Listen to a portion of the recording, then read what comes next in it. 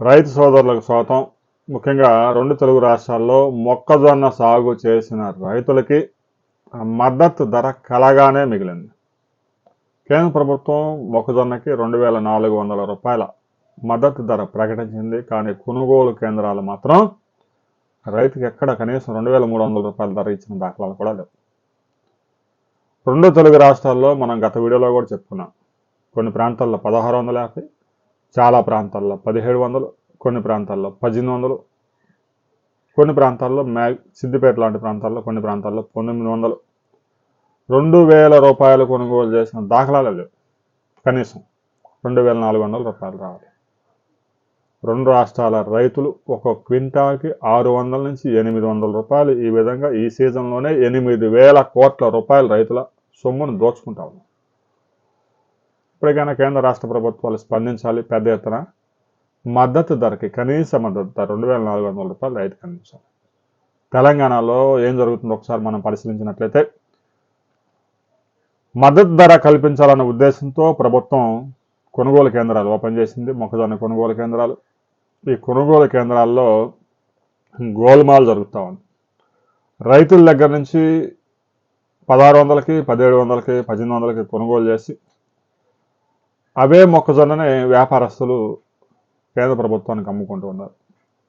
ముఖ్యంగా ధర్మసాగర్లో రైతుల దగ్గర నుంచి కొనుగోలు చేస్తున్న మొక్కల్ని కొనుగోలు కేంద్రాలకి తరలించక ముందే రైతుల దగ్గర నుంచి తక్కువ ధరకు కొనుగోలు చేసి వాటిని ప్రభుత్వ ఏదైతే ఓపెన్ చేసిందో మొక్కజొన్న కొనుగోలు కేంద్రాల్లో అక్కడ వాళ్ళు అమ్ముకుంటా ఉన్నారు.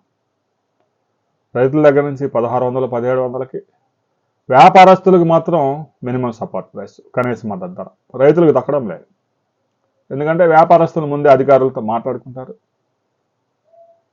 సమర్పించుకుంటారు. దీంతో వారికి పని అవుద్ది. రైతులు వెళ్ళి అమ్ముకోవాలంటే మాత్రం ఎకరాకి 7 బస్తాలు అంటారు, 7 క్వింటాలు కొంటామంటారు, రకరకాల షరతులు పెడుతున్నారు. ఇక అయితే తెలంగాణ ప్రభుత్వం చేతులు ఎత్తేసింది. ఈ మొక్కజొన్న కొనుగోలు చేయడం రైతుల దగ్గర నుంచి అయితే తక్కువ ధరకి, వ్యాపారస్తుల దగ్గర నుంచి అయితే మినిమం సపోర్ట్ ప్రైస్కి.